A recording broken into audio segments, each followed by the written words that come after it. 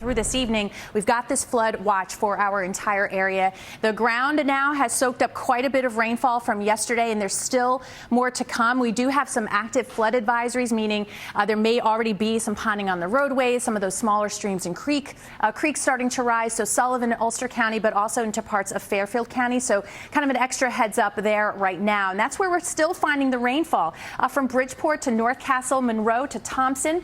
Some of that where you see the yellow, that's where it's heaviest right now. That's not happening in the city just yet, but we still, again, have more to go. This has to push to the south during the day today. So rain gear, yes. A little extra time on the roads, definitely. Rain will be heavy at times through the midday. Temperatures only staying in the 70s. We have an east wind kind of locking that in today.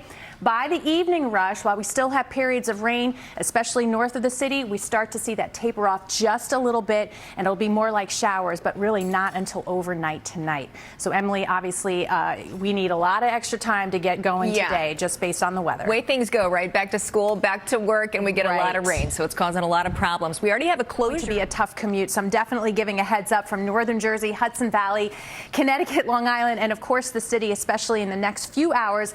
I have a little asterisk for the Jersey Shore where it's light rain. You want that extra time, but you too could see some of that heavier rain come later in the morning commute. Out there now, the heaviest rain, northern New Jersey. Again, this is sort of sliding up to the north from Passaic County into Sussex County, north of I-80, but also the New York State Thruway is impacted with some steady rain right now, but from the city southward, not much happening at this point, but that's all has to work its way through, so we are definitely in it for most of the day. Temperature-wise, you can see starting off in the 70s, by midday into the 70s, the second half of the day staying in the 70s, but it is by about the evening rush and later that we start to see things taper off to more showers versus that steady, heavy rainfall. So, Emily, this is definitely going to be a slow go just based on weather, but you've got a lot of people back at it today. Back at it. Really going to crowd the roads through. And, of course, everybody under that flood watch. That goes through later on this evening. So it kind of gives you an idea, again, how long we're expecting some of this heavy rain potentially. And we do have some active flood advisories with the heavy rain that's come down and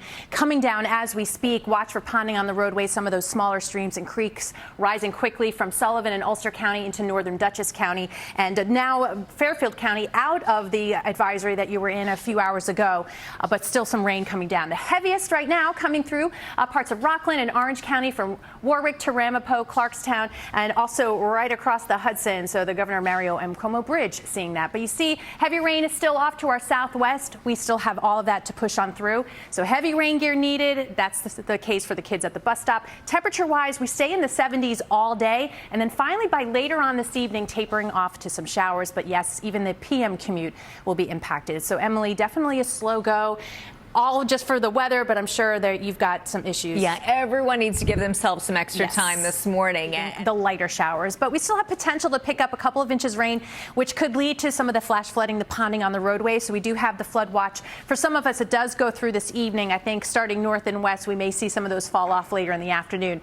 With that said, that's also where we have in north and west those current flood advisories. So these are spots that are already seeing the ponding on the roadways, maybe some trouble areas where 1 to 2+ inches of rain has fallen, and maybe another 2+ inches to go. And you see the heavy rain from Rockland into Orange County, so from Haverstraw up through Highland Falls, Monroe, over into Mount Pleasant. We're looking at just some lighter showers in and around the city and Long Island, and down 95 to Philadelphia, another batch of heavy rain surging to the north. So Staten Island Expressway looking a little bit glossier with some of those showers falling. Count on that through the midday, periods of heavy rain, and then by late evening, we're talking about definitely gloomy and some showers, but tapering off to showers, and then by 10 o'clock falling into the upper 60s. So the morning commute, Emily, definitely slow, and it could be a little slow weather-wise too for the evening. Yeah, rush. just expect that you need to add that extra time. It's just going to be a tough go, especially.